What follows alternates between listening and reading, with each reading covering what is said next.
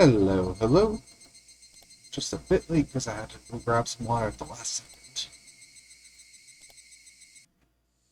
Where did we leave off? Okay, this is the picnic, I think, at the shrine. What's wrong? Are? I'm quite amazed by your dirty deeds, Keiichi-san.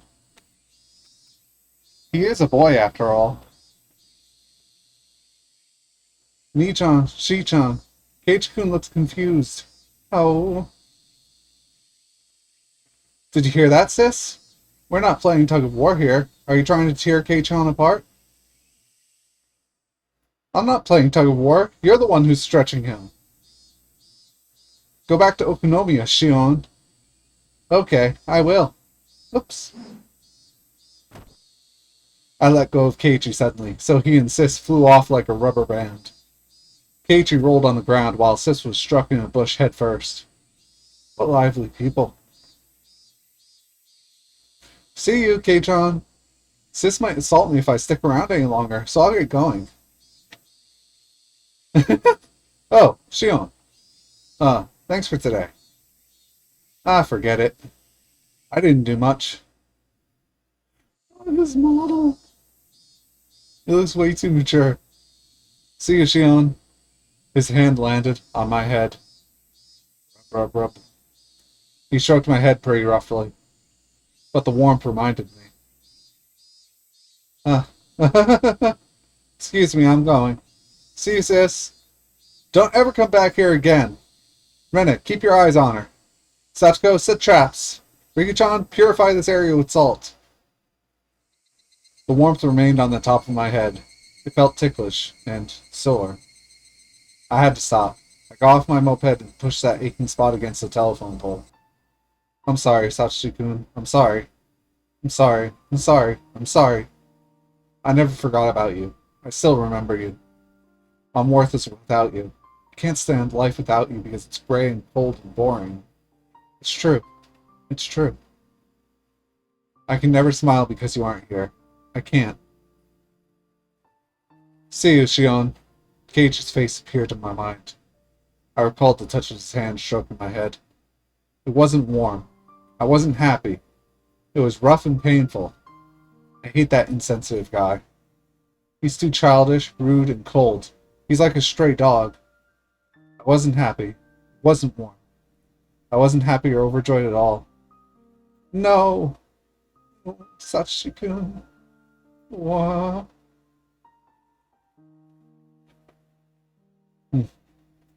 Sachi-kun mumbled. He didn't know what to say in a situation like this. But he knew that he had better say something. He wanted to say something. But he didn't know what to say. So he just mumbled. I'm sorry, Shion. Why are you apologizing, Sachi-kun? I'm the one who should apologize. Even though I said I'd wait for you. Even though I believed my heart wouldn't change.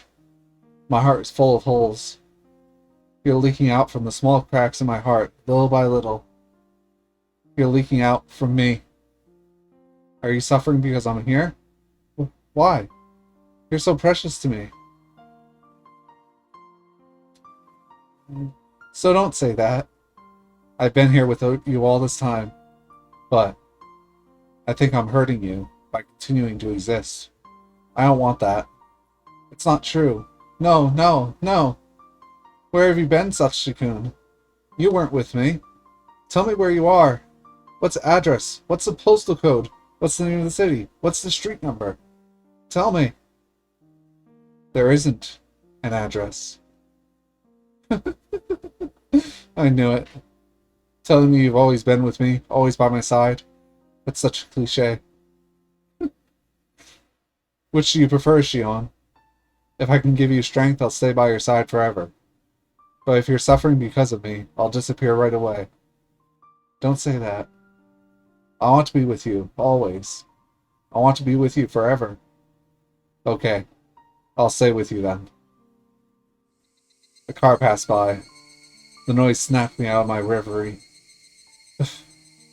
The sky was turning orange. I should get home before it gets cold. I should go home to Okunomiya. You're with me, right? Are you with me right now, Satoshi-kun? I walked back to my moped.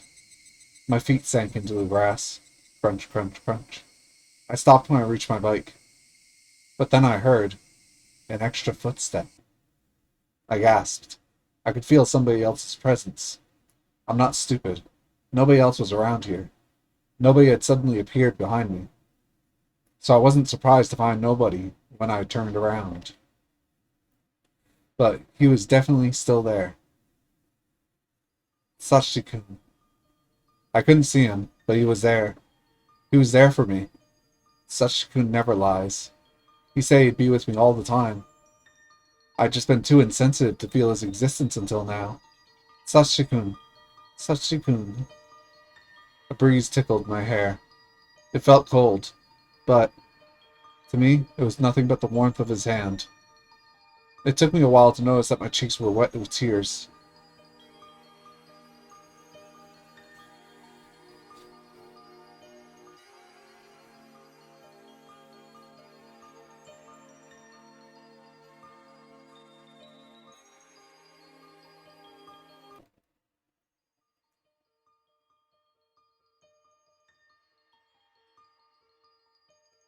I was too scared to sleep. If I went to sleep, I might not find Satoshi-kun there in the morning. So I kept talking to him until I passed out. I told him about what happened while he was missing. I told him that I realized how much I loved him after he went away. I'd searched for him, looking into various different things. I'd gathered underground information through Kasai, and bargained for police information with Oishi. But I couldn't find any leads. A long time passed, but I kept thinking about him.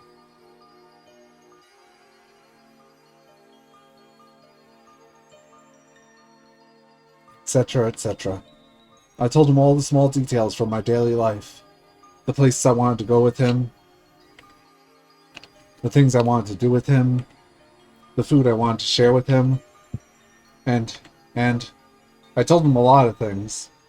I was sitting up at first, but I got tired, so I lay down. I got tired of moving my mouth too, so I started talking to him in my mind. It was the happiest night I'd ever had.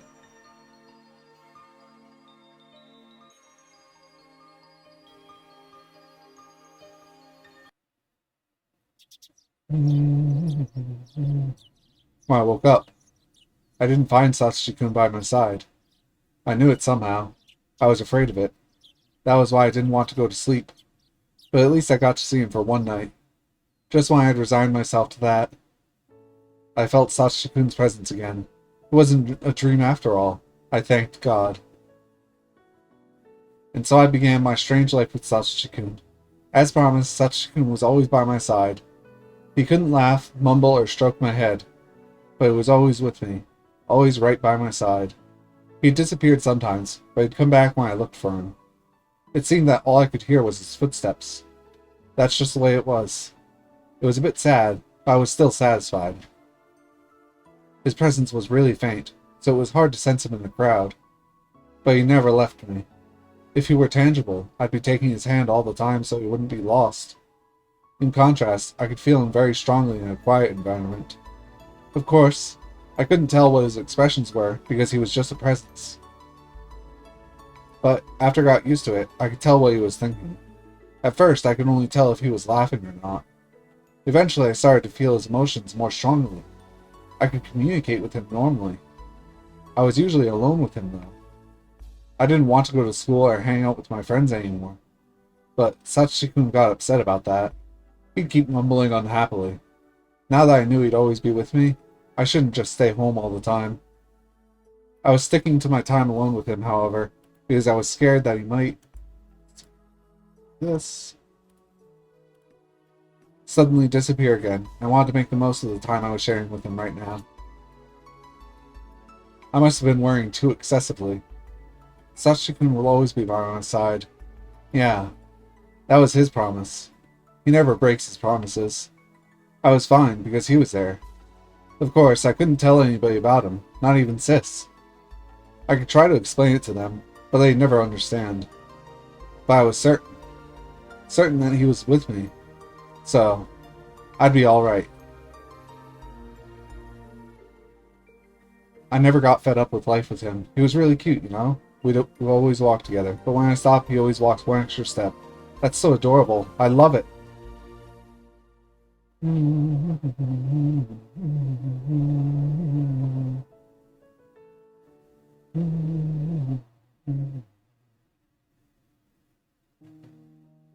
Shion-san, what are you going to do on Watanabe this year? I guess I'll have some fun at the festival. Maybe I'll tease Sis and her friends. I wanted to go to the festival with Satsuki-kun. I knew he liked to see me having fun with everybody. He might get jealous if I play with Kei-chan.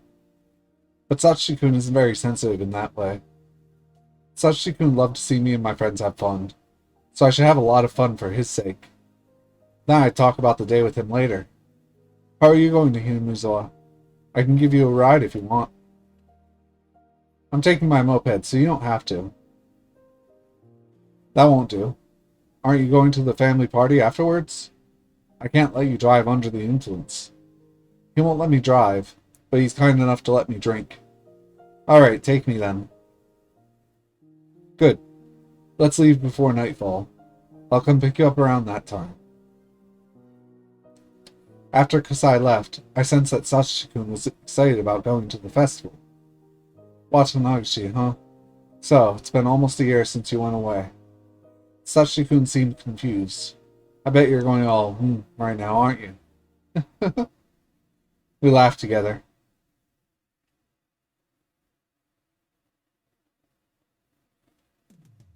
Welcome! Here's your net and a bowl. Great. Wow, these fish are so active.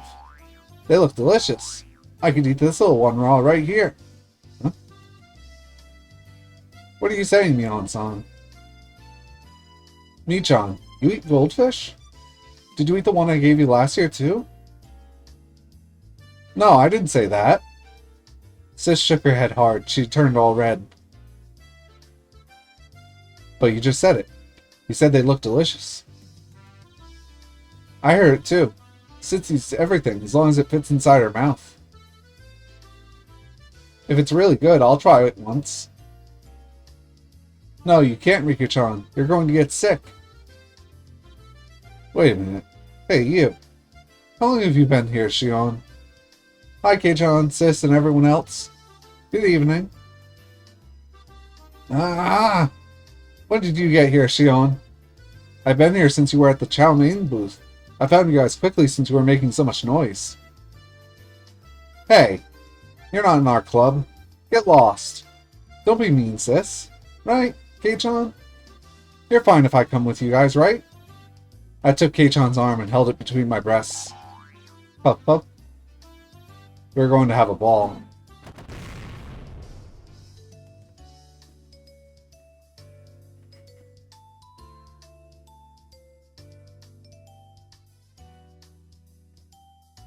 I went around the booths with Sister and friends. I joked around and laughed out loud. I teased Kei-chan and Sis too. Kei-chan was at the center of the group, so if I did something to him, it naturally involved everyone else. It looked like Satsuki-kun was having a hard time finding his own spot in the crowd. When I glanced at him in a quiet moment, he smiled and told me to have fun without worrying about him. If he were tangible, I'd pull his arm to join the crowd. It made me sad that I couldn't do that. I bumped into somebody's shoulder. It was obviously my fault, so I apologized right away. As it turned out, it was somebody I knew. Oh, looks like you're having fun.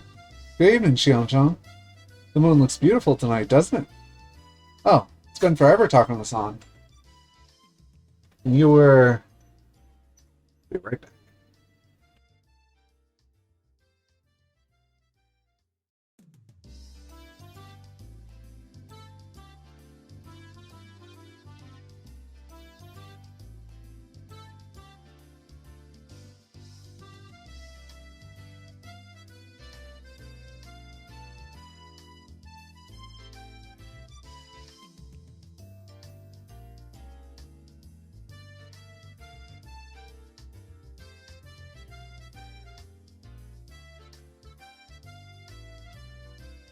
Nice to meet you.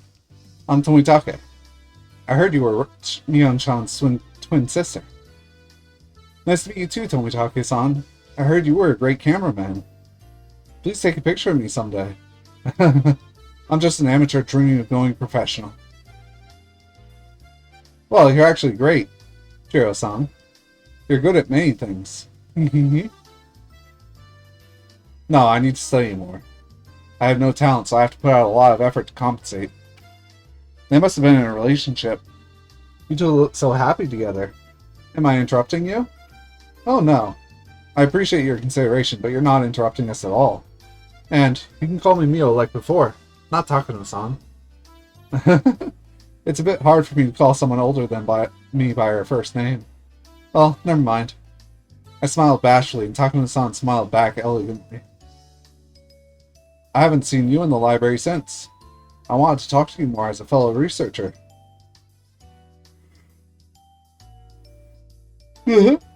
Well, when I feel like it.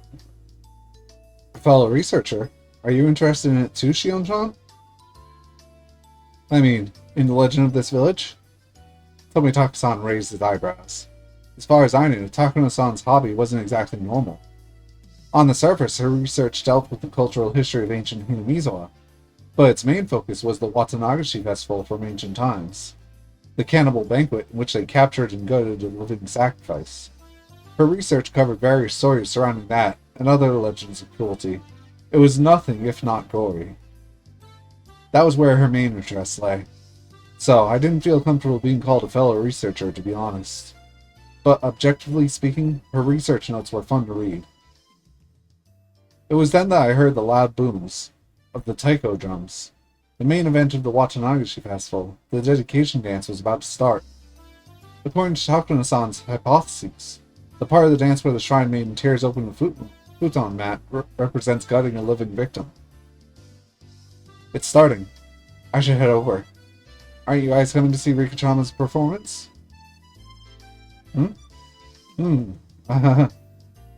Tomitaka-san looked bewildered. Did that mean he wasn't coming? Takano-san giggled, then whispered in my ear. To tell you the truth, we're thinking of sneaking into the ritual storehouse. She made it sound like she was going to do something fun, but it wouldn't be amusing to anyone who knew what the ritual storehouse was. The ritual storehouse, or the storehouse for ritual implements, is sort of a treasure house belonging to the Furude Shrine. I had heard that Oyashiro-sama's sacred treasures were stored in there. Only people from the Furude family and selected members of the other three families are allowed to enter. They believe that if other people enter, the place will be desecrated. Everybody in Hinamizawa must have been curious about what was in there when they were kids. But the storehouse was always tightly locked. You couldn't just peek into it either. Kids would get chided if they played around it, so they learned to stay away. I didn't like being around it myself, since I was familiar with all that.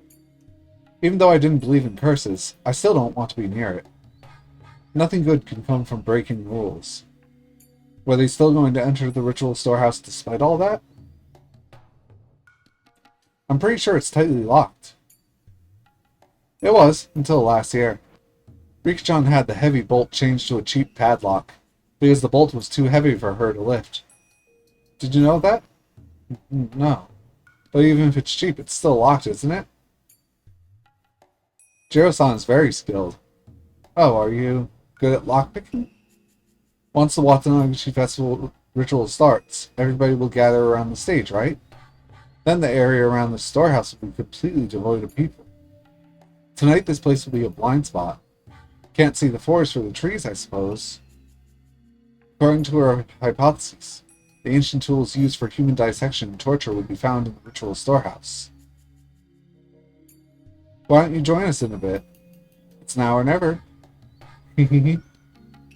So, maybe I'll see you then. Takano-san, what are you telling her? Just girl talk. Let's go to some dark place for a quick date. Huh?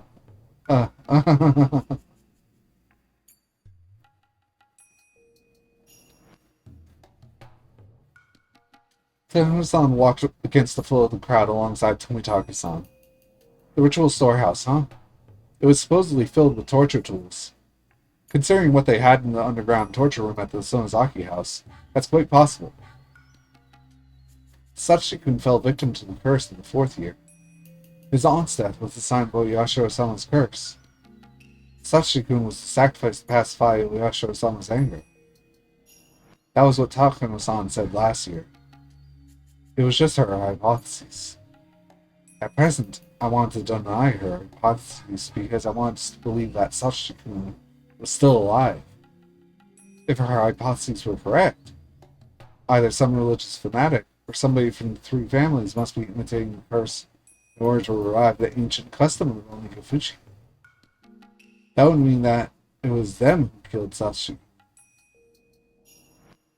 So what if the ritual storehouse was filled with garbage instead of torture rooms? Maybe it was filled with broken palanquins or freshly painted signboards for the festival. What then? It wasn't really hard for me to believe that it was filled with the chemical smell of paint. Maybe I'll get to deny the hypothesis that Sachiko was sacrificed by seeing the inside of the ritual storehouse for myself. Whatever was in there, it didn't mean that Sachiko would come back. What should I do? Sachiko. Since most people went to see Rikuchama's ritual dance, the festival grounds were deadly quiet. Even so, I couldn't sense Sachiko. Did he go somewhere? Or was I not paying enough attention? Or maybe he wasn't feeling any emotions in particular. After thinking for a while, I decided to go in with them.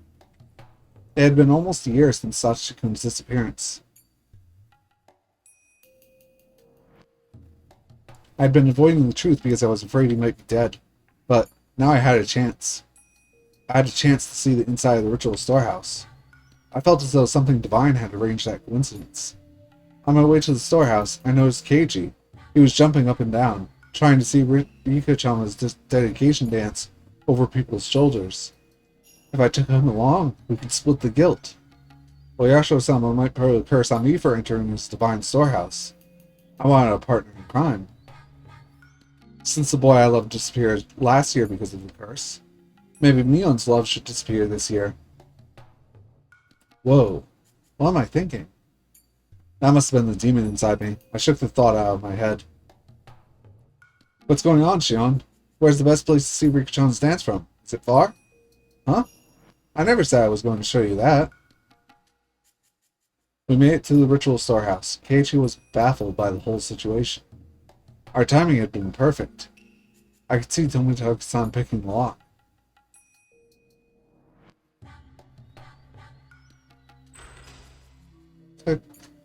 Even though Keiichi must have been curious, he insisted that we shouldn't go in.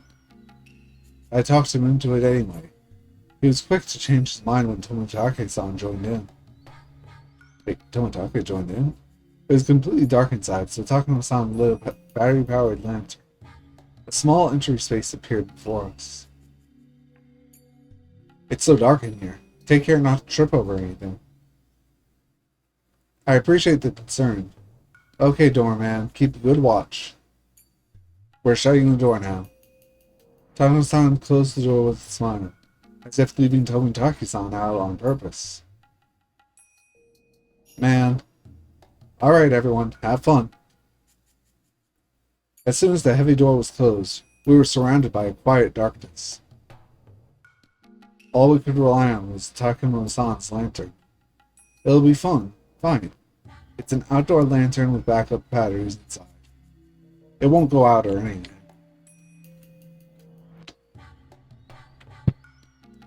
Takano-san teased Keiichi a little. Keiichi, in turn, looked a little pale. He seemed to be able to recognize the sanctity of the building, even though he wasn't from Hinabizawa. Let's go in. Here we go. There. After Takano-san opened the heavy inner door, a dusty, foul smell flowed out. It was like the smell of a pantry that hadn't been opened in years, and the smell of a fish market mixed together. I didn't know exactly how to describe it, but it was a bad smell. From listening to the echo of our footsteps, I could tell that this room was much bigger than just in. When Takano-san raised our lantern, clearly see just how big it was. Wow. At the far side of the wall, there was a statue of some kind of god staring down at us intruders. The way it looked lit, the way it was lit by the lantern gave it a powerful appearance, and it scared me. That's the guardian god of Hinamiza, Oyashiro-sama. I looked up at the statue, which was holding its religious ornaments. If Sachiku's disappearance really was a curse, I couldn't forgive this god. I found myself irritated by the way the statue looked down. Damn you, Oyashiro-sama. If you really made Sachikun disappear, I'll never forgive you. Never. Like half nodding off again. Keiichi didn't seem to understand the significance of the storehouse. He looked bored. Takuma-san noticed that and took out her scrapbooks to show him the brutal history of ancient Hinamiza. I had heard that story already, so I decided to walk around by myself. Since I knew the significance of all these tools, I felt a little nauseated. Though they certainly wouldn't jump out to me, I still found them intimidating. They looked as if they were craving for fresh blood, after having not been used in hundreds of years. All the tools looked similar to the ones I saw in the underground torture room at the Sonozaki main house. If those tools were the progenies of torture implements, these would be their ancestors. All the implements here looked old. I doubted they could really be used. They weren't kept and maintained like the ones at the Sonozaki house. So how did that mean they shouldn't scare me? No, contrary. It told me that cruel rituals were indeed performed in this village at one point. Now that I found scary. What Takuma-san told me was the truth. When I stopped, Sachikun also stopped behind me, one step later. I felt no emotional change in Sachikun. I couldn't tell if he was feeling something or not. I knew he was there, but I had no idea how he was feeling. I felt scared of him for the first time.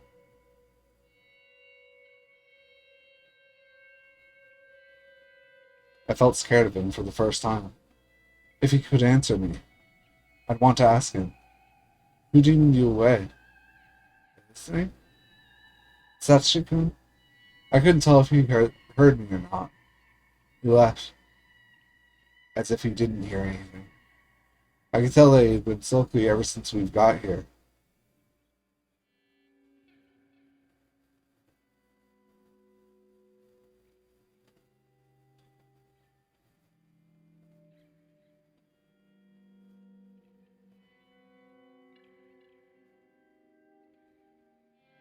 I realized then that there was an altar in front of the statue. He might be there. It was a clean altar. An altar ornamented with religious artifacts. It was kept well maintained. I saw no dust.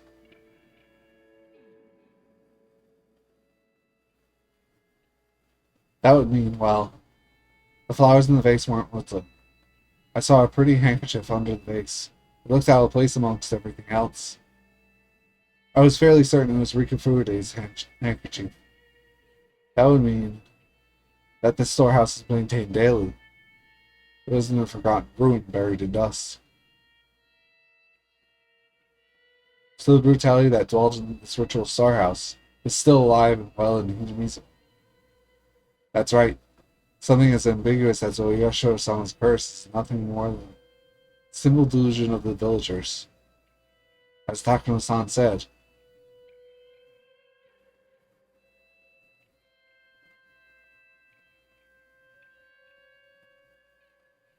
everything that happens in this world is done by humans.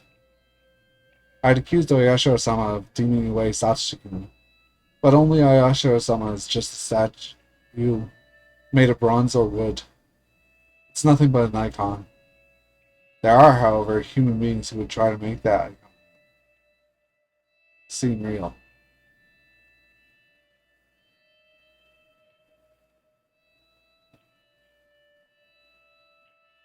The series of mysterious deaths in Himisa was the result of human action. It shouldn't be called Oyashiro-sama's curse. If Sachi-kun was the fourth year's victim, then he was victimized by a human being who just was acting the part of a curse. The person who demoned away Sachi-kun must not be very far from me. The truth being, Sachi-kun's disappearance was not so far from my grasp.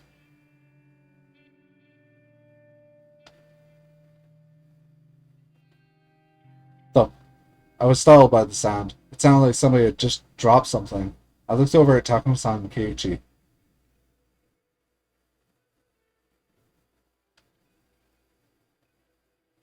Takuma-san was still lecturing him. Did he drop her scrapbook or something? Thump, thump, thump. The sound came from right behind me, not from them. Never heard Sachi-kun do that. It sounded like somebody was stomping on the floor in frustration. What is it?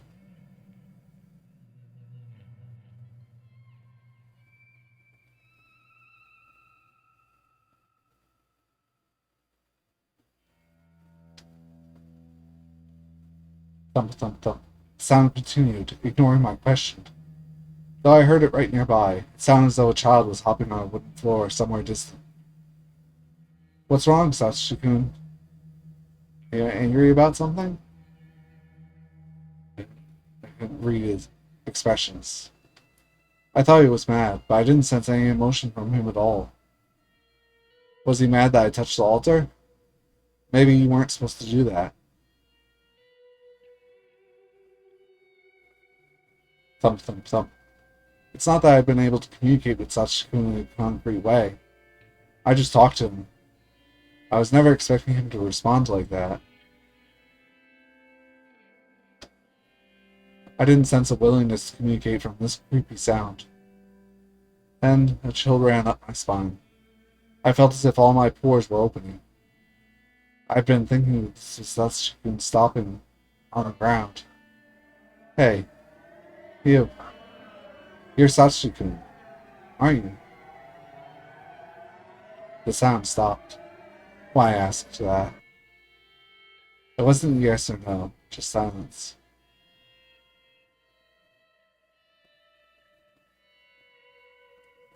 Sachi-kun wouldn't scare me like that. I realized suddenly that the sound hadn't come from Sachi-kun. A cold shiver shot through my feet, and I sprung a step backward. The sound had come from right there. Even though I had jumped back, it was still just a few meters away. Sachi-kun would sometimes let me hear his footsteps when I walked. But if that wasn't Sachi-kun, then there was no guarantee I'd hear its footsteps. So that invisible being could already be right in front of my eyes. And I just wouldn't see it? I forgot everything and ran, straining my ears as much as possible for my sound.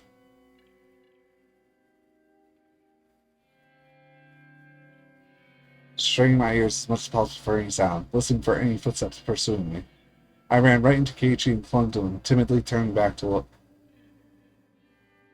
The dimly lit area before the altar was quiet, like nothing was happening. But seeing that chilling dark stillness, realizing I was just in that space, made me even more frightened now. What's up, Shion? Did you get scared? Keiichi made fun of me. Even though he'd looked horrified just a little while ago, he now looked satisfied to see me scared too.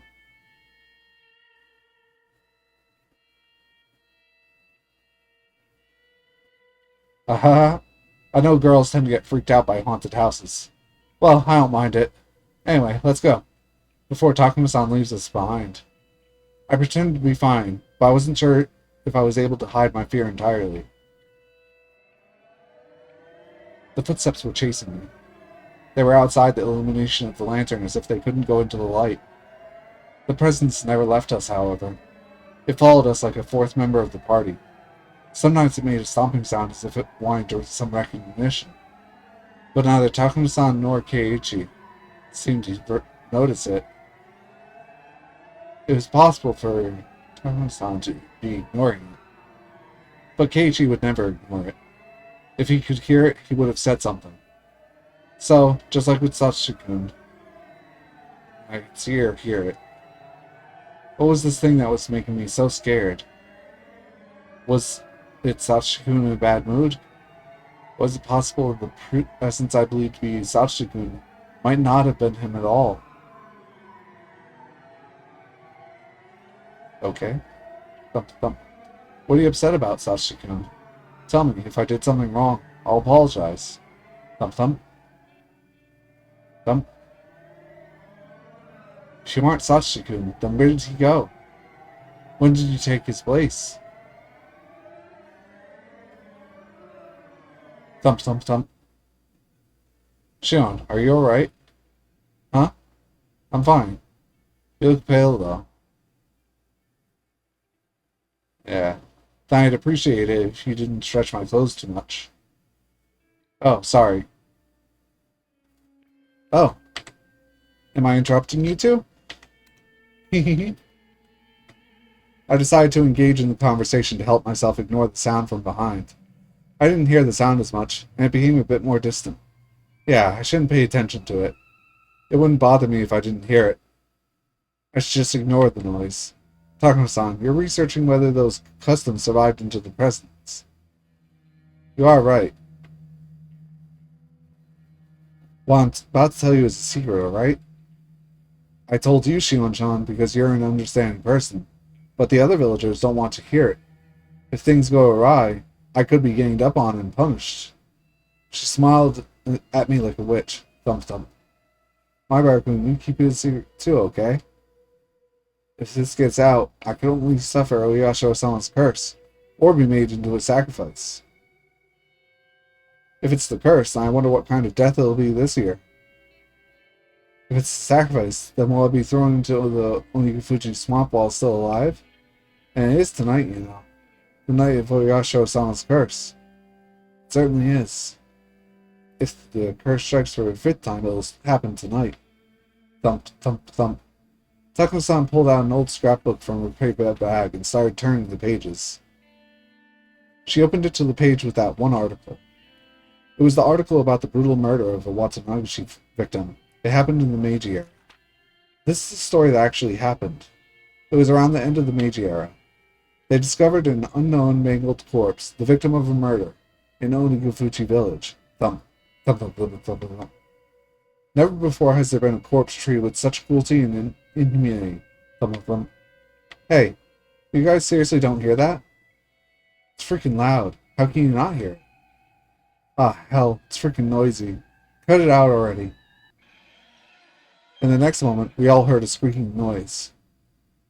We turned around in surprise. It was just Tomitaka-san opening the door. Did I startle you? Ojiro-san, could you not resist not seeing inside? This is a splendid treasure trove of torture devices. I'll pass on that.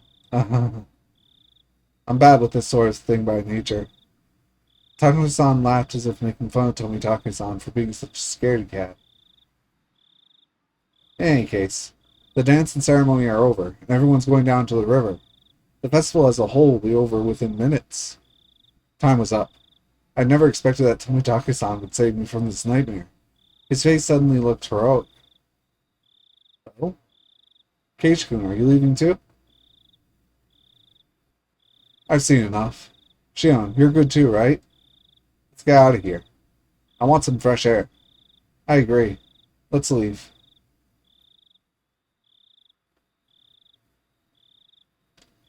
I went into the entry room and turned around. Takano-san was taking photos in a mad rush, though our time was up. I didn't hear that sound anymore. I didn't feel that presence. I didn't feel Sachiko-kun either. But somehow I wasn't too sad about that. Even if he followed me out here, I wouldn't be able to tell if it was really him or somebody else.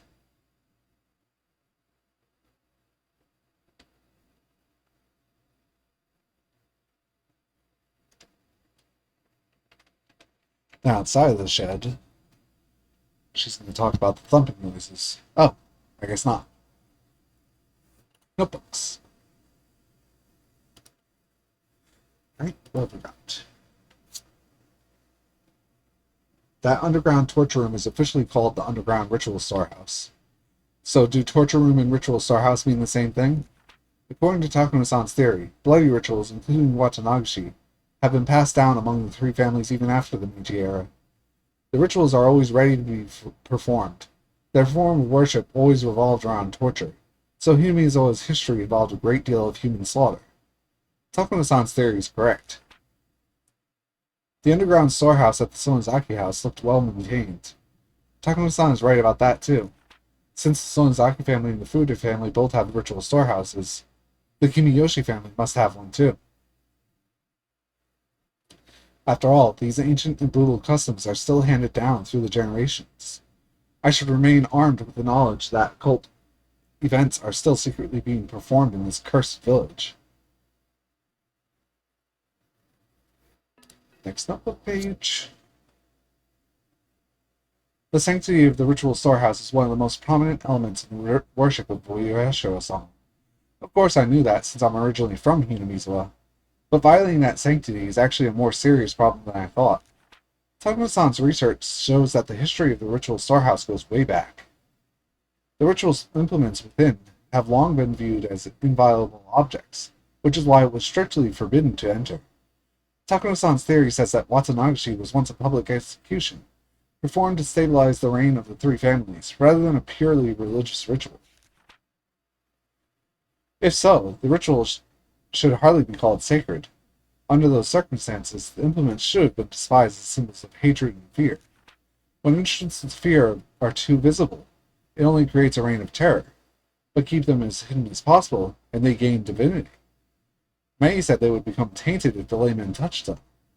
The only reason for that was to persevere their false prestige through secrecy, since they would lose their sanctity if revealed before the common folk. In other words, the true identity of the ritual storehouse's sacredness was fear. That was the true emotion ruling over this village.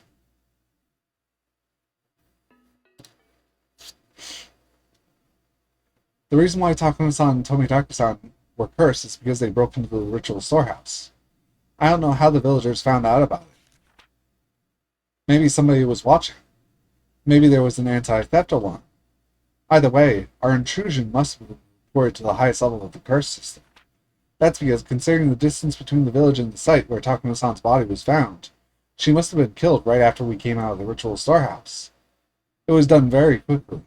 It's possible that a special assassination team exists for this purpose, or that the plan had been set up by a long time ago.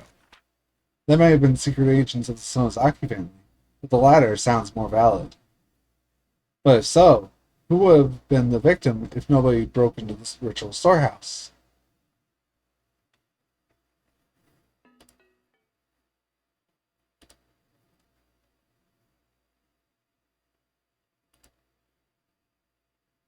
My relatives gathered at the Sonozaki house after the festival to have a little party. I mingled with my uncles and had fun. I was trying to get rid of my eerie memories of the ritual storehouse. Thump, thump, thump. Mion was acting as the successor, so I tried to stay away from her. I'm sure she would feel weird if I talked to her in a formal way. In consideration of the hag's old age, we ended the party around 11 p.m. We all helped clean up, with the women washing the dishes in the kitchen, and the men folding the tables and putting them away in a storeroom. It only took about 30 minutes. Then everyone left, one after another. By then, Mion was no longer acting as the Sonozaki's successor and was back to being her normal self. Maybe I drank too much. I was lying on the tatami floor. Kasai asked me if I could get in the car, so I told him I'd barf if I got in now. Sis, can I spend the night here? I just want to sleep. Granny will get mad if she finds you. By the way, don't you have school tomorrow, Shion? No, tomorrow is our school's anniversary, so there's no class.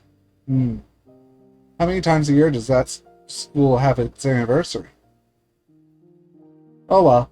Okay, Kasai-san? She can stay here tonight. Understood. Good night. Come on, Shion, wake up. Granny will get really mad if you fall asleep here. Here, hold on to me. You can sleep in my room. I was left alone all of a sudden, in this late night. My alter ego told me that I'm in a demon's stomach. I wouldn't have woken up if I hadn't heard that voice. I might not have woken up at all.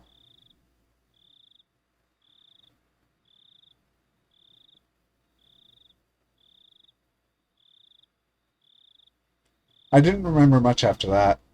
I was probably brought to Mion's room and immediately crawled into the futon.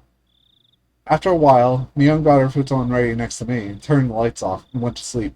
At least that's what I had thought. I got up and turned the lights on. Mion's futon was empty. The futon felt cold. Mion must have left it a while ago. Did she go to the bathroom? No, the closest bathroom was right there down the hallway. The light in the bathroom was off. Where did she go? The ticking of the clock was loud and annoying in this quiet. The hands pointed to a little before 3 a.m. I was left alone all of a sudden. It's late night. I felt the airiness of the ritual storehouse coming back to me, despite drinking it away with alcohol earlier. I tried to sense my surroundings. In this house, there shouldn't be an airy atmosphere, strange noises, or footsteps. I stepped out into the freezing cold hallway to look for Mina. When I did, I immediately noticed light coming from one of the nearby rooms.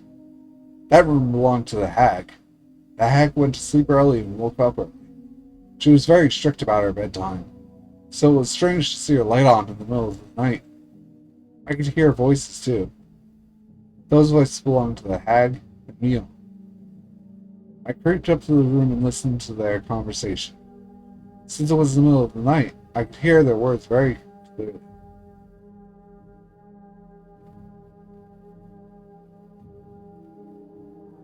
But you know, those younger ones went too far. You're right. They made Oyasho-sama angry, so I guess they got what they deserved. Mion's voice sounded as cold as the one I had heard down in the torture room. I held my breath. The police say they're investigating, but are you sure? I guess. It's probably Takano-san. My heart almost stopped.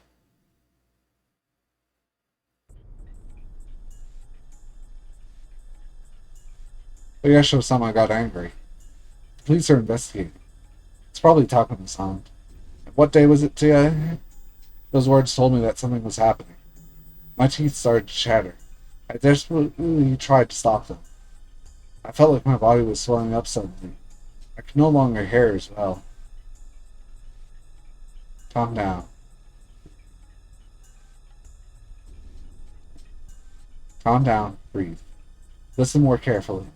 According to Mion and the hag conversation, another incident definitely took place. The victims were Takuma-san and Tomitaka-san. From what I could tell, both Miona and the hag thought it made sense that whatever it was happened to them. No. I needed time to think more calmly.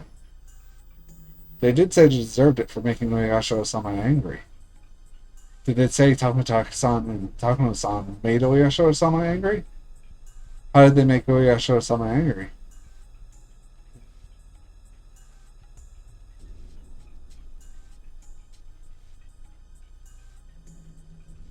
They knew. My body started to shake. They knew we snuck into the ritual storehouse. Then would that mean Keiichi and I were also subject to Oyasho-sama's curse? Suddenly a phone rang. The phone was by the front door. The front door was opposite to the hag's room, further down the hall. The ringing echoed throughout the long hallway. It sounded so airy, almost like it was coming from hell. That was when I felt someone behind me. Of course, there was nobody there when I turned around.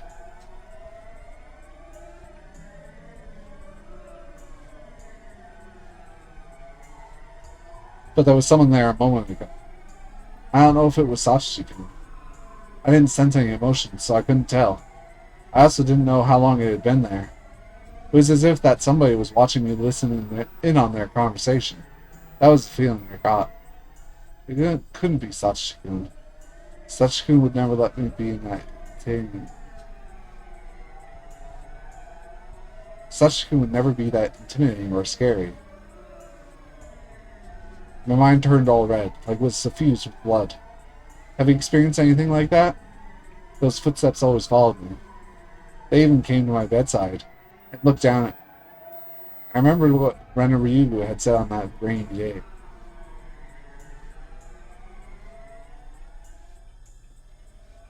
You'll be okay if that's true. The Yasho-sama won't get mad at you. If Yasho-sama wasn't angry, nobody would follow me. So what did this mean? Ever since we snuck into the shrine storage, something has been following me? What is it? Calm down, calm down. That's right. Ren wasn't talking about me. She was talking about Sashikun. That's what happened to Sashikun.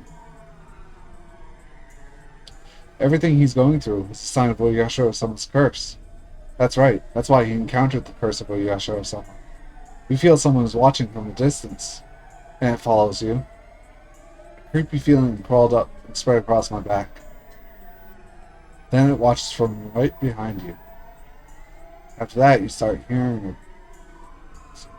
extra footstep. I swallowed loudly. It's almost as though Rena Ryugu was predicting what would happen to me. Had Rena been talking about Sashikun back then? Or had she actually been talking about me? But you start hearing it even inside your house after a while. Then, Oyasho-sama keeps watching you even while you're sleeping in the dark. Right by your side. Waiting silently. I knew by now that there was no mistake. No matter how I looked at it, she had been talking about me. Yes, me. It had been about me. Curse of Oyasho-sama. What is the curse of Oyasho-sama? That was when I actually felt something for real. Someone grabbed my collar. Ah! No voice came out. I wanted to scream, but all I could do was open and close my mouth, as if something was struck in my throat. It was Mion. She looked even colder than how she'd looked in the underground torture room. It only made sense that she'd come out into the hallway to answer the phone. I tried to come up with an excuse. However, the way Mion looked at me was so cold.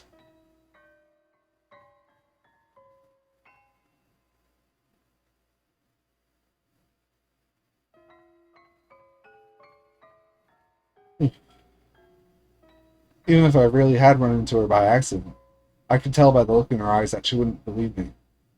I felt cold sweat all over my body. I couldn't even move my fingers. Sorry. I apologized.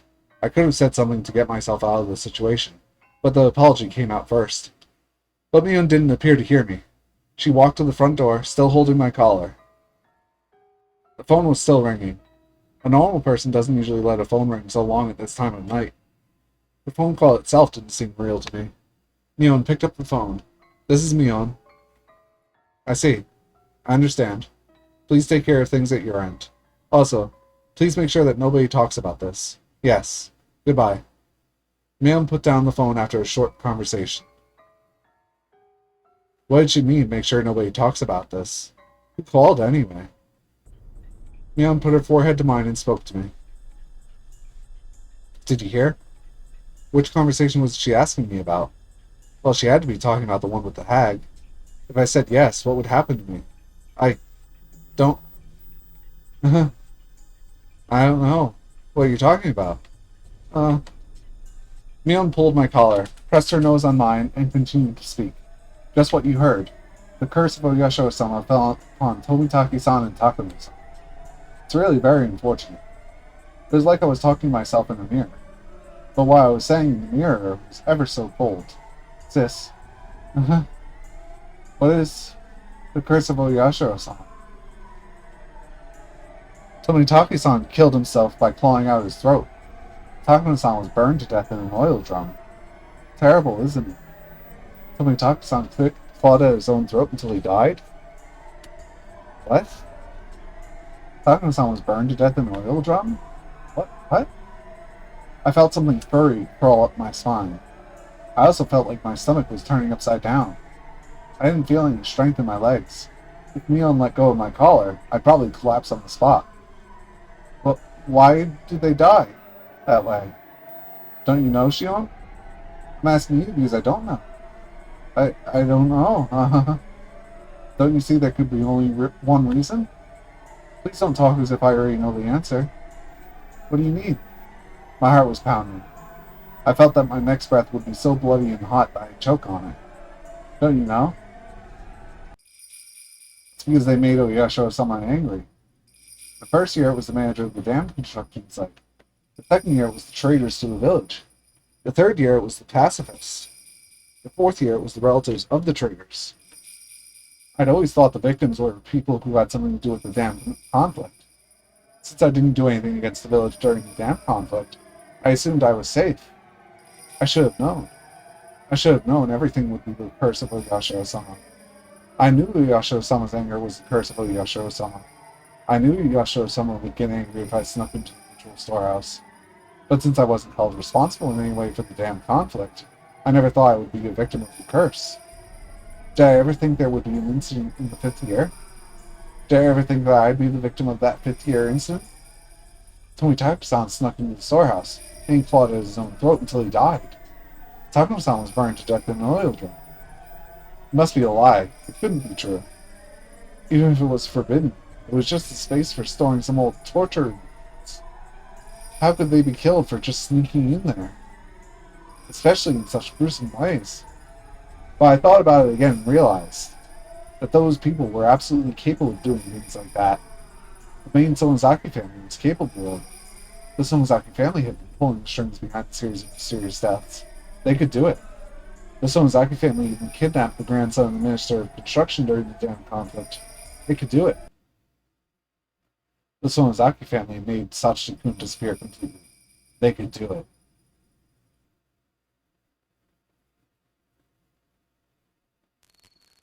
Mia leaned against me, before falling onto the cold hallway floor. She collapsed rather violently. I usually didn't go to sleep with my stun gun, but since I was too drunk to get ready for bed, I still had it on me. I had my stun gun on me. I finally understood. I didn't know who killed them exactly, whose idea it was or who ordered it. I didn't even know who was actually involved. But Leon and the hag knew everything. Sachiko. Now I finally know. Now I know what I need to do. I will settle the score for you, Sachiko-kun. I will avenge you, Sachiko-kun. I won't be killed like you, Sachiko-kun. I walked into the hag's room. She was sitting up to take some medicine.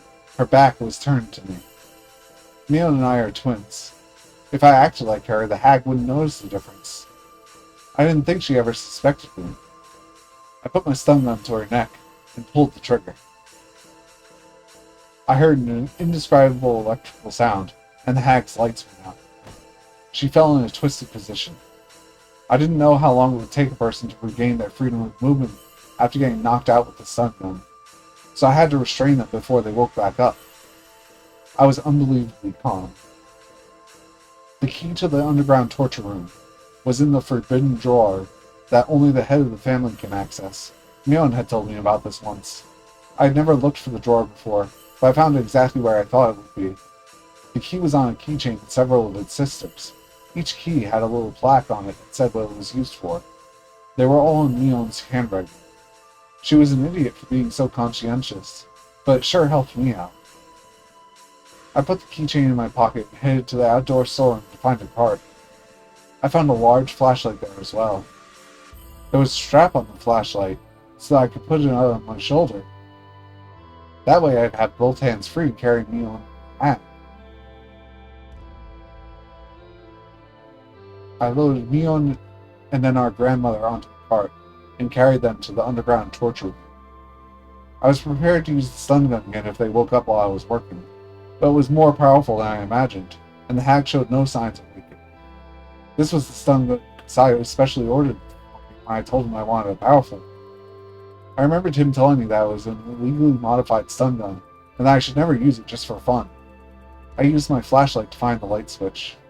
I found it easily, and turned it on. All the lights went on in the basement.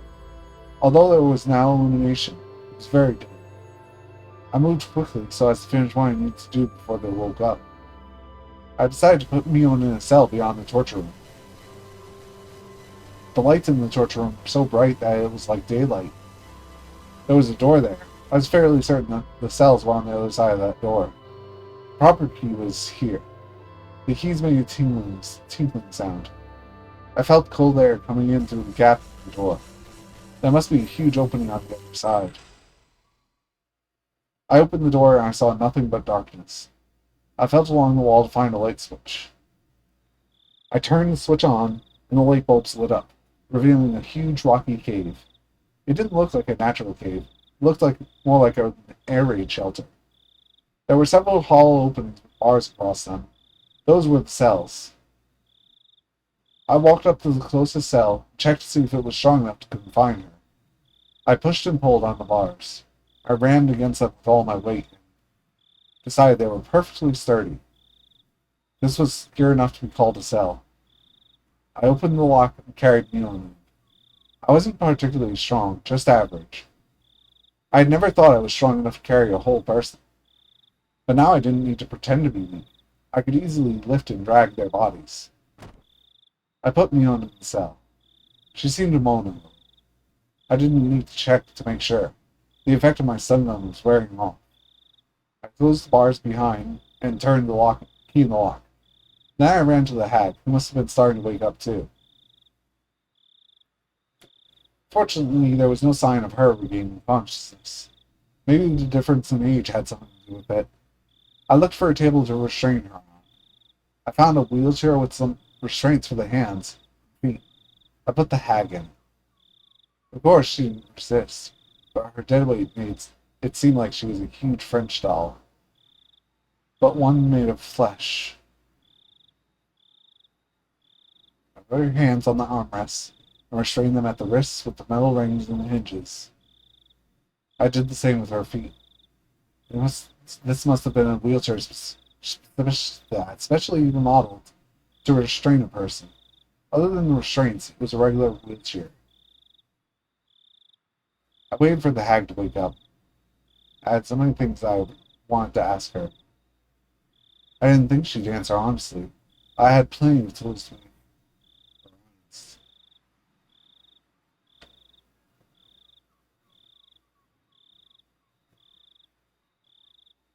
I don't think she'd answer honestly, but I had plenty of tools to make her talk. I was in no rush. When the hag had a concern, relatives took care of the problem. That was how it worked in the Sonzak family. She was the leader of the family, so all the information they gathered would make its way to her. She must know everything that happened.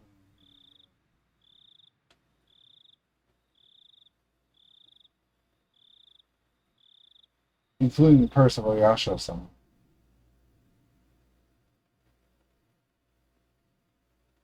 I heard a noise from the cell. Mia must have woken up before the hag did. Speaking of the hag, she didn't seem like she was about to wake up anytime soon. But she was restrained even if she did, so I had no need to fear. I left the hag there and headed for the cell.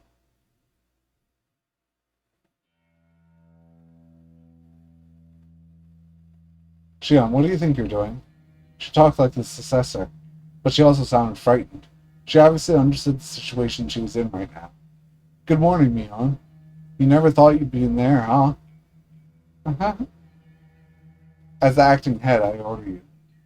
Open this up. Huh? You don't sound so scary in there. You talk about more like a leader, don't you think? Oh, talking that way will only make you look like a fool. Uh-huh.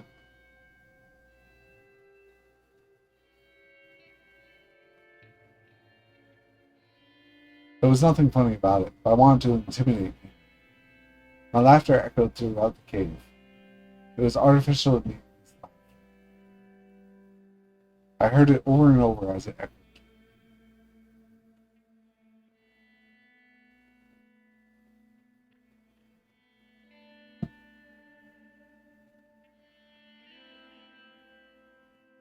It sounded as if I wasn't the only one laughing.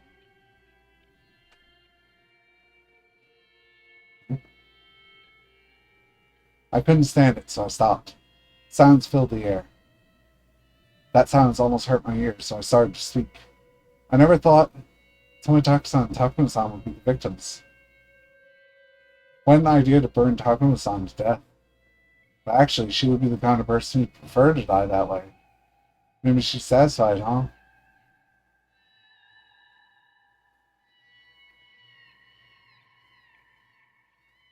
Mion didn't say anything. She just stared at me to see how I proceed. What about the way Tomitake-san died? He clawed out his own throat, right? Did you give him a shot of some kind? Or is there a torture device that did that to him?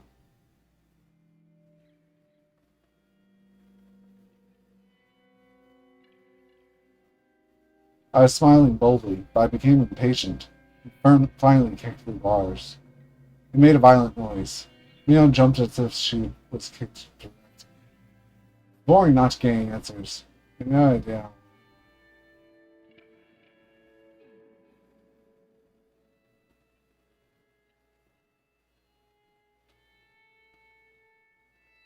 It's boring not getting answers. Do you have any idea what will happen if I get angry? How would I know? Mion finally replied. She was odious, but at the same time sounded pitiful. Hey, Mion, as its successor, why don't you tell me? Let's see.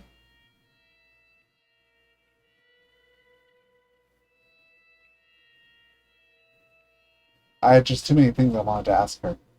I wanted to ask her about me, about the incident, about the curse, about Sashiki. I didn't even know where to start. Before I asked her about those, I asked her one other thing.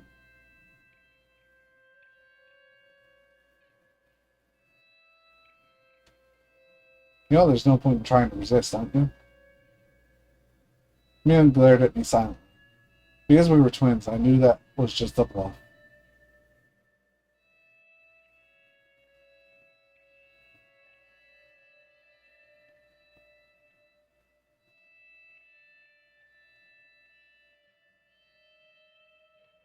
We've come this far, so there's no point in me hesitating anymore. You shouldn't expect hesitation or even mercy from me, sis. Mion must have been feeling the cold sweat on her face. Although the light was dim, I could tell she was frightened. Okay, here I go. First, about the series of the mysterious deaths in Hyunizu, also known as the Curse of Oyasho-sama. What's the meaning of it? Is it to signify the end of the dam conflict? I... I think so. Mion sounded a little confused, but she answered. I felt satisfaction now that we were communicating. I continued with a smile. You think, huh? Don't you know the details? You know yourself that the successor is simply a messenger for Granny. Yeah, right. But the successor must know everything the current head is thinking, right? Do you really think I believe you're just a messenger? Although I'm always around Granny, I don't always know what she's thinking. It's not like I can understand her all the time. Okay, so you're just saying that everything about the curse of Oyasho-sama is decided by the hag herself, right? I assume she talked to the successor about it. When it's something dangerous, Granny decides it on her own. I don't have anything to do with it. But even if she decides by herself, the hag uses you to take care of various things, doesn't she?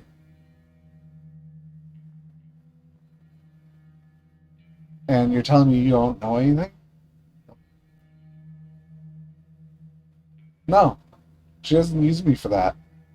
I really don't understand it myself. But it's like I take care of problems on the surface and someone else takes care of problems on the underside. Who? Who's the one that takes care of these underside problems? I don't know.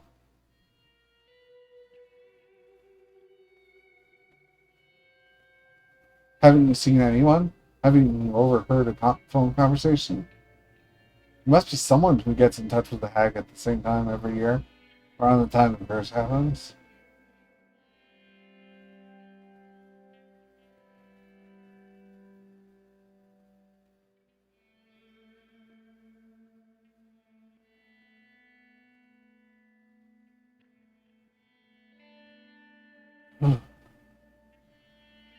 Must be someone who gets in touch with the hag at the same time every year, around the time the curse happens. I don't know. I really don't. Mion shook her head. Okay, let me change the question.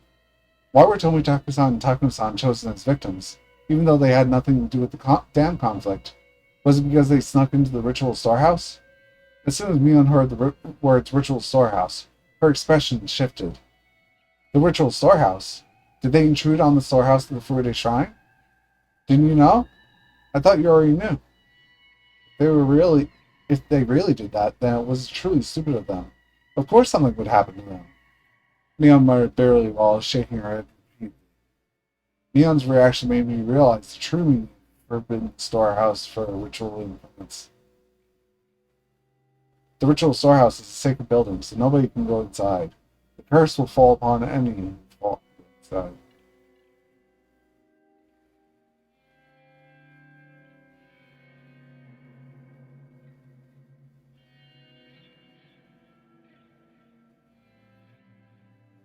Oh, I'm going to Papa John's.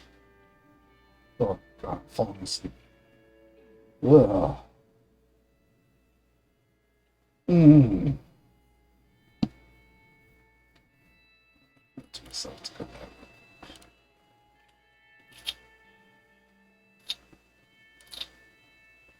that. Alright.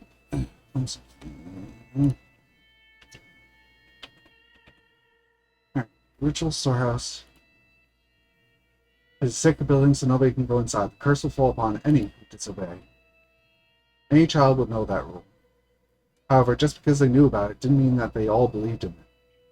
Although they were told they would be cursed, most of the kids actually enjoyed hearing the stories. They simply didn't believe it was true. However, Neon's reaction told me it absolutely was. If they actually did that, of course, something would happen to them. She was saying that if someone snuck into the ritual storehouse, that person should be killed. What you know and what I know aren't matching up anymore. Of course I'm aware I shouldn't just waltz into the storehouse, but to be killed in such a gruesome way for doing it? I never knew that, did you?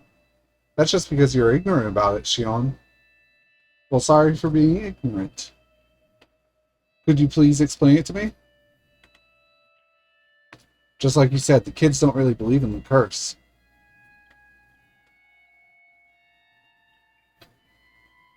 They assume it's just superstition, but they also know that if an adult found out, they'd be in big trouble. But to the elderly people of Hinamizawa, it's something more serious.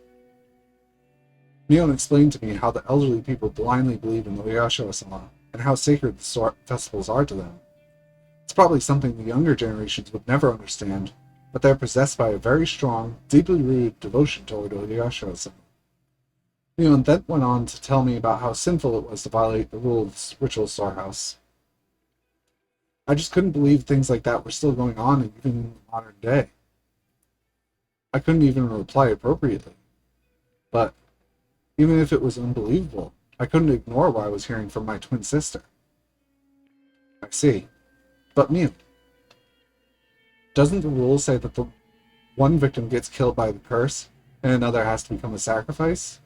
The body of the sacrifice is never to be found, but there are 2 dead bodies this time. What do you think of that? Neon doesn't know that besides Takuma-san and Tomitake-san, Keiichi and I also snuck into the ritual storehouse, so I tried to lead her a little. I know. That doesn't make sense. Maybe Takuma-san's burned body wasn't supposed to be found. Maybe the intention was for her to vanish. Or... I'm not too sure, but... What? Just say what you're thinking. I won't get mad. Mion hesitated a little first, and then started to speak. Actually, 4 people snuck into the shrine storage. So maybe...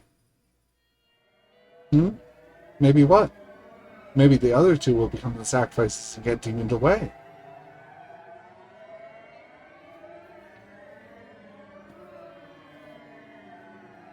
Oof.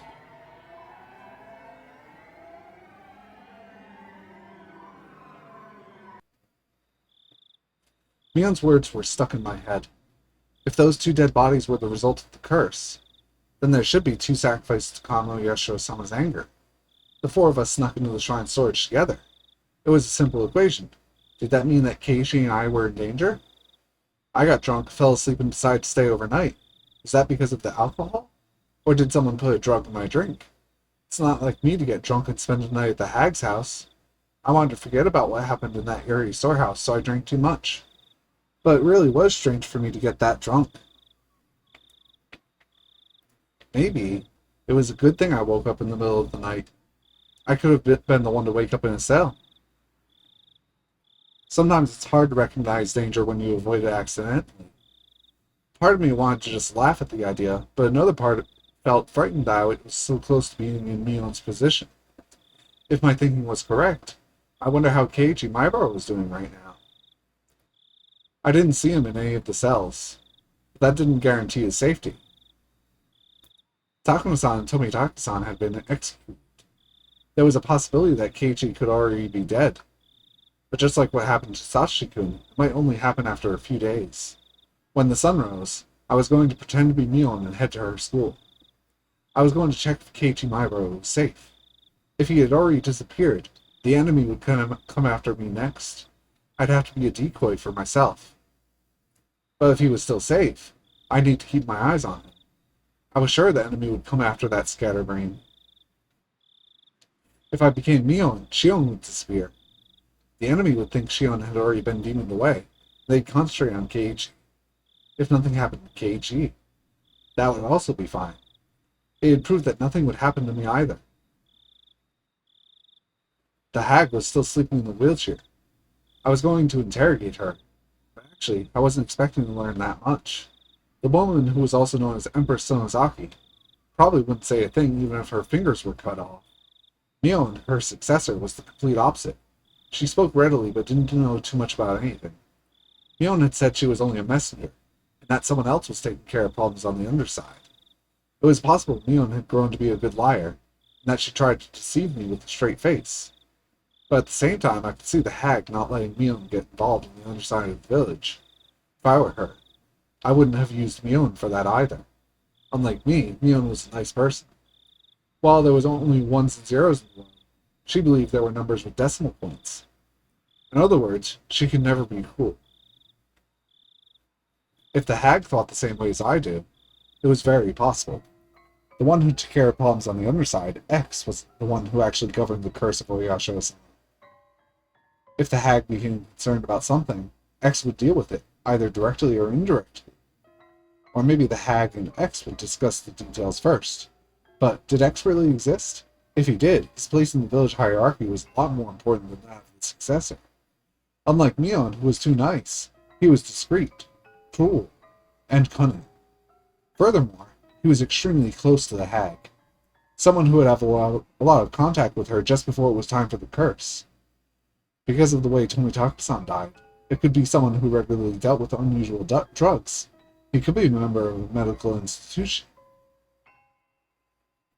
The director of the area clinic, period. In this isolated village, area was famous for opening such a beautiful clinic and for working so hard for the villagers' sake. The villagers liked his mature personality and really respected him. There's nothing scarier than a doctor who's also a murderer. If Irie was the person behind the curse, all the mysterious deaths could be explained. However, there was only a slim chance of Irie being X, the main reason being that the hag wouldn't trust him. Like many of the elderly, the hag doesn't like young people. I knew she'd never trust him because of his age. Furthermore, she had openly criticized his behavior among the relatives once. Although Irie was famous, he was an outsider after all.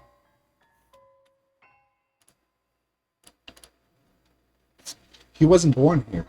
He tried to maintain a good relationship with the villagers as the director of the clinic, but that was just on the surface. I couldn't even imagine the hag telling him about her worries, or about the village's underside. If she was as suspicious of others as I was, then she'd only gather trustworthy people to deal with that underside. The first people that came to my mind were the leaders of the three families. Leaving Rikuchama out, the head of the Kimiyoshi family was a strong possibility. He was the only one who could advise Empress Sonozaki. They were of a similar age, and everyone knew that they were very close outside the family councils. Furthermore, as the mayor, he often went to the Sonozaki house just before Watanagashi to discuss festival preparations. I could easily picture them talking privately. The one who executed the curse of Oyasho-sama, the one who murdered Takuma-san and Tomitaka-san, the mastermind behind the series of mysterious deaths that had been going on for the past 5 years. Was he coming after me? Did he get to Satoshi-kun? When I thought about Satoshi-kun, I felt elevated. I was fearful of possibly being this year's victim until just a moment ago. I was scared that X was after me, But when I thought about it, I realized. Whoever it was, this person had gotten Sashikun. I'd looked so hard, but I couldn't find him. I'd almost forgotten about this enemy. For better or for worse, he was going to appear before me again. No matter how hard I tried, I couldn't find that enemy. But now, he was trying to find me. That was it. I wasn't only being chased, I was chasing too. When I realized all this, I was no longer afraid of dying to the 50 years curse. It had become a game. I wasn't only being threatened, I was threatening too. Now was the time to settle the score for Sashiki. Now was the time to awaken passions that had grown weak over the past year. I could feel righteous indignation and courage flare up within me. The only emotion that can defeat fear is anger. When my anger completely overtook my fear, I felt as if I were born. Why don't you wake up, Empress of Hags? I kicked her wheelchair rather violently, but that didn't wake her up either. Are you just pretending to be asleep? I grabbed her hair and pulled her head up, but even then the hag still stayed silent with a straight face. Then I noticed something. I looked for an appropriate torture device. They were all large scale, none of them being particularly handy. That's when I saw a cigarette lighter on a cushion in the tatami room. One of the relatives must have left it there. I lit the lighter. A huge flame appeared. I turned the lighter off and went back to the hag with it. Can you see it? Can't you see it? This is a cigarette lighter somebody left behind. I lit it in front of her eyes. I'm going to burn your nose now. You don't want that, do you? I wouldn't want it. So why don't you quit pretending to be asleep?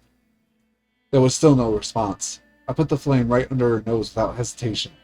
The tip of the flame touched the tip of her nose. The flame must have burned her nose hair. It smelled terrible. I was already certain, but I continued aiming. I brought the flame closer to her eye. Her eyelid didn't move one bit. The flame burned her eyelashes, making it smell awful again. I turned the lighter off and then felt her throat and wrists. I didn't feel any warmth. I didn't feel a pulse either. Did she die from the stun gun? There was no way she could pretend to be asleep while being burned. Even if she could endure the pain, anyone would reflexively move their eyelids if a flame came close to their eyes. But she didn't. Dang, that was a flashbang and a half. Oof. I turned the sink water on and aimed the end of a hose at the hag's face. The water pressure wasn't too high, but by squeezing the tip of the hose, I could make it squirt out. The water hit the hag in the face, but there was still no reaction. Shit. You've got to be kidding me. She's dead. The one who was at the center of everything is dead now. I knew she wouldn't talk, but I didn't expect her to end up dead. I'd never even thought of killing her. I walked around the room restlessly. I didn't feel guilty, but instead felt frustrated with what I had done. Come on. I need to calm down. What do I need to be afraid of? Calm down. Stay cool. Calm down. Stay cool. I could feel my brain starting to calm down, and my emotions cooling down with it. She was my true enemy. It was just that I killed her before confronting her about it.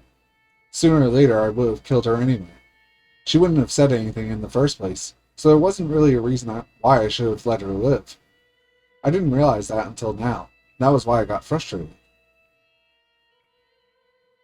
My revenge for Sachiko started, with the unexpected death of my grandmother. It was such a strange feeling, like I was wearing sopping wet clothes. I replaced that feeling with anger. I couldn't forgive her. I couldn't forgive the hag for abusing the Hojo family, including Sachiko for so many years. She cornered him psychologically as well as physically. She didn't deserve an easy death from a stun gun. I picked up a whip that was hanging on the wall. The whip was designed to make sure the person on the receiving end got seriously injured. I swung it up and then down.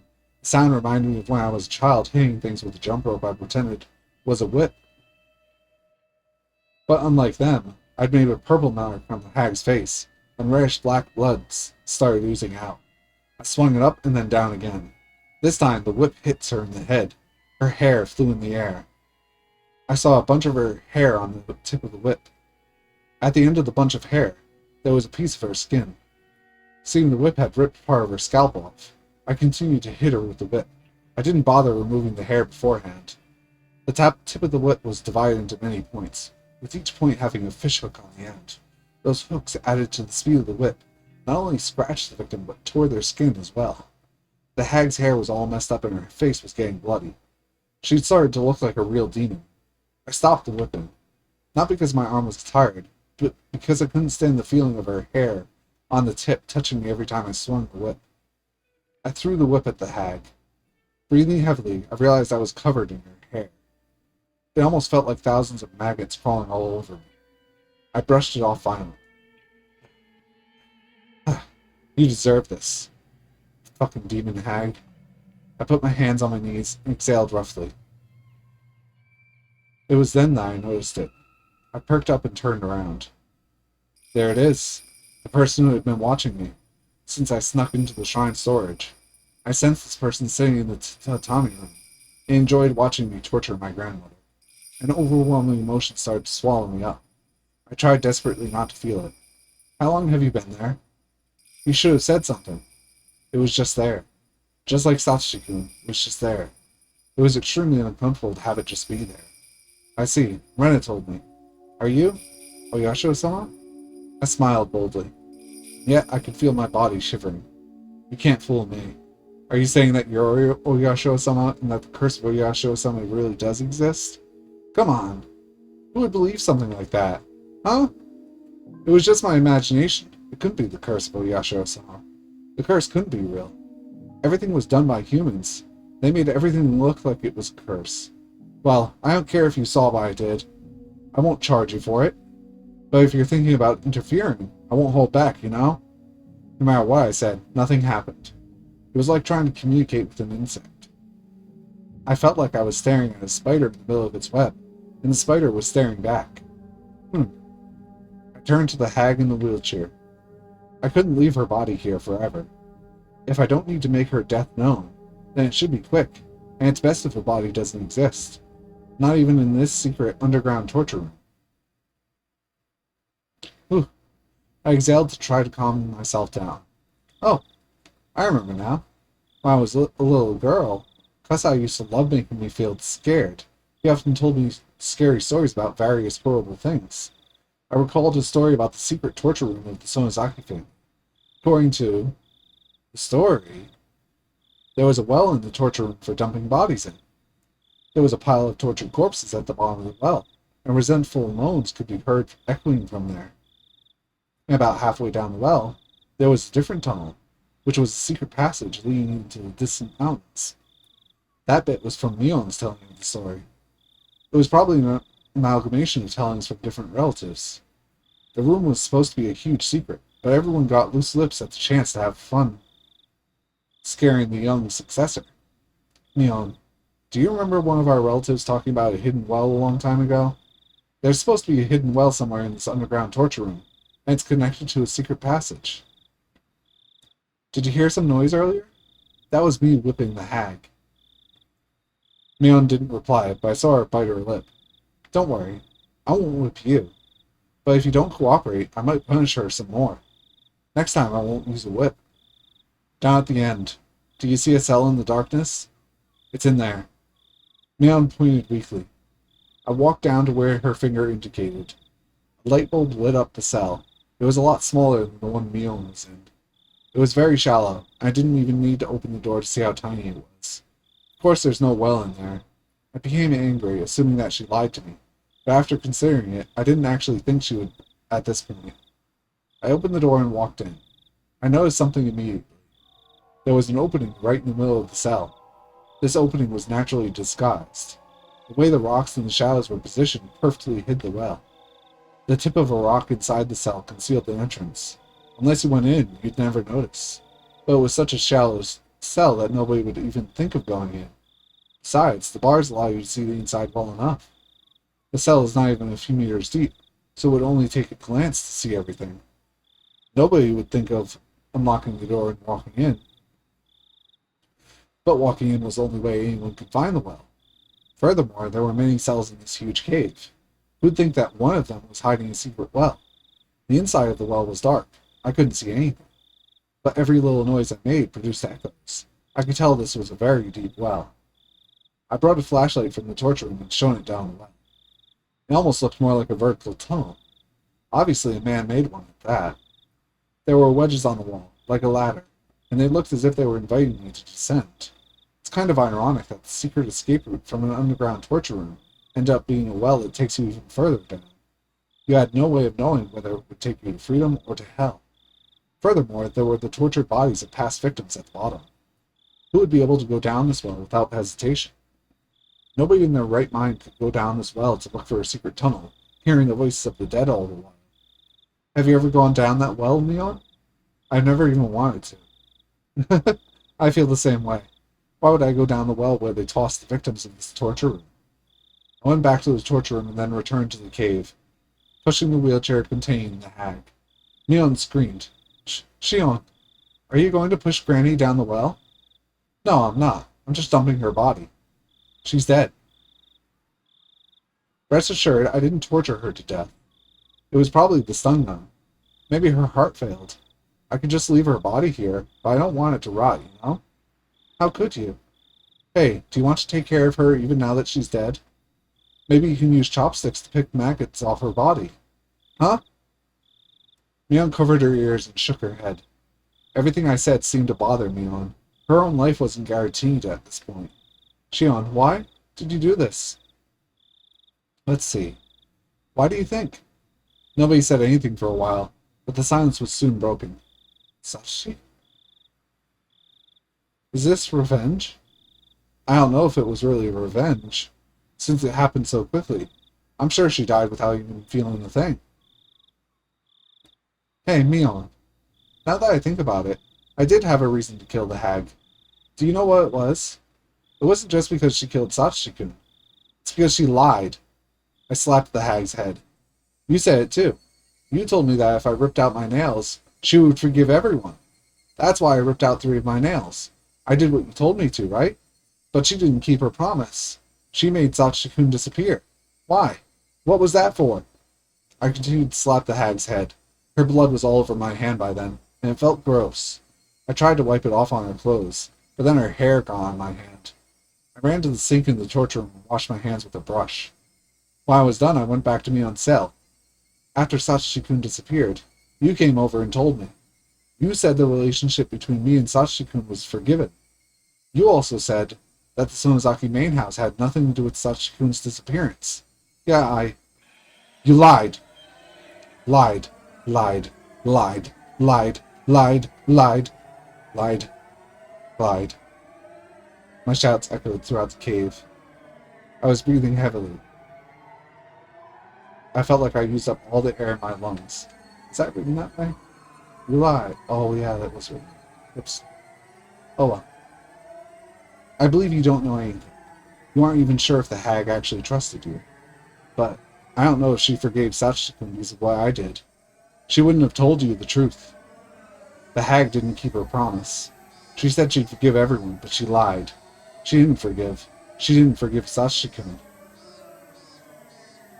Liar, liar, liar, liar, liar, liar, liar. Damn it. Damn it. Give me back Sachi-kun. I want him back. I want him. I want him. I want him. I want him. I kicked the hag's leg repeatedly. Each time I kicked, the wheelchair made a squeaky noise. I ran out of breath and kneeled down. Mion was still covering her ears, and was now shaking. There were tears in her eyes. Sorry to scare you. Sorry about that.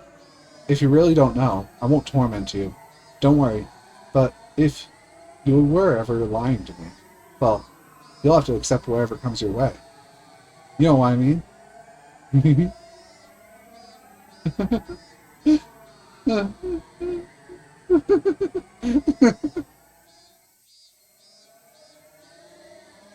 I'm just going to assume that ends the chapter.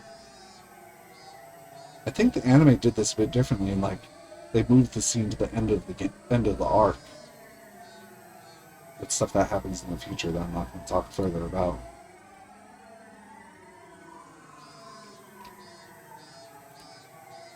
New tips. I wasn't planning to kill the hag so quickly. I was going to kill her anyway, but it was too soon. People would normally assume that the Sonozaki family operates as a hierarchy. That's not true. It's actually more like a system of government. Several ministries stem from the main family, and each forms a hierarchy of its own. These ministries don't communicate with one another. The people who belong to a given ministry don't know what other ministries are doing. That way, the Sonozaki's family's dealings are kept perfectly secret. Of course, the most important people in the family govern several ministries. They know, of course, about their own ministries, and they know a little bit about the ministries their relatives run. But none of them know everything. There are ministries that work in the open. There are ministries that work unseen, and there are some smaller ones that Oreo runs herself. Mion seems to know about most of them, but she doesn't necessarily know them all. In fact, she didn't know about the curse. Considering that, the fact that the hag died before I could interrogate her is a huge loss.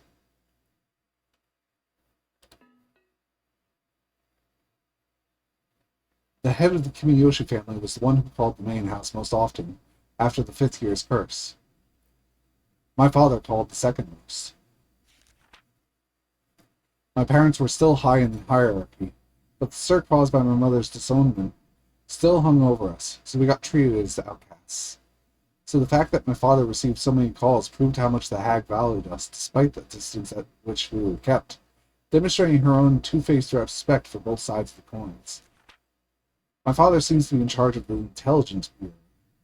He reported police information, gossip, and rumors going around in the Yakuza business to the hag. He silences, stirs, and distorts that information at her requests. By the way, my servant Kasai is an old friend of my father's. That must be why Kasai knows many things. But I don't know if my father is involved in the curse's execution. My assumption is that although he gathered information on the police investigation about the case, he wasn't involved in the execution itself. The fact that my father and the hag have this close connection isn't widely known. People know that she uses his information network, but they don't look very far beyond that. In the same way, it's possible that a curse execution team exists under the hag's direct control. People just aren't aware of it. Let's go a bit into the next chapter and then stop there. So I have a feeling the next chapter might be a bit longer. I don't know. Let me do my usual weekly check of how many chapters remain. Happy dream. Happy. I want to click. I want to click you. Something I clicked. I love Steam sometimes.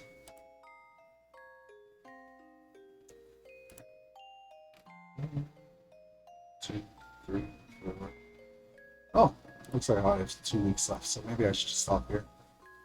I was having such a happy dream. Sachiko was in the dream. He was leading his normal, everyday life.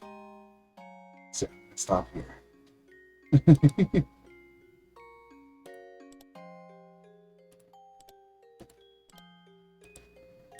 Right, I'm gonna stop here. Next week, next stream is going to be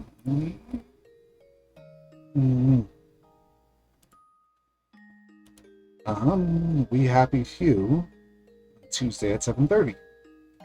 Hopefully I'll finish up Arthur's story.